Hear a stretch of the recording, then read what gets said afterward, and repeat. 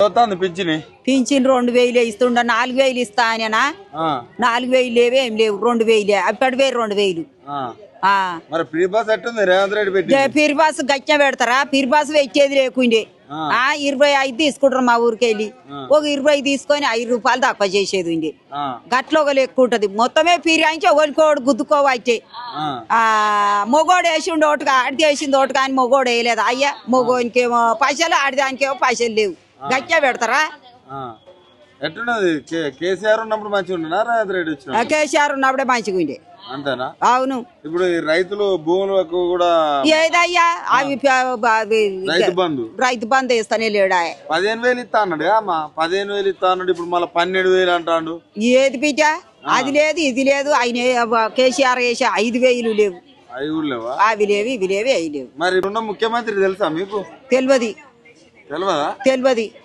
ఎవరు ముఖ్యమంత్రి చెప్పు ఇప్పుడు రేవంత్ రెడ్డి ఏమో అయ్యా ఇక గిసొంటి పనులు చేస్తుండే ఏం తెలుసు ఏం కథనప్ప ఏం పని అయ్యా పనికి రాని పని బస్ కి రాయి గుద్దుకొని చేస్తారు రోగతికొగతి రేవంత్ రెడ్డి పరిపాలన ఎట్లున్నది మొత్తానికి మంచిగా ఉన్నది సిగలు పట్టుకుంటుంటే సిగలు పట్టుకొని గుద్దుకొని మిమ్మల్ని కోటీశ్వరాలని చేస్తారట మహిళల్ని ఇక చేయకపోయినాడు దండగా బిడ్డ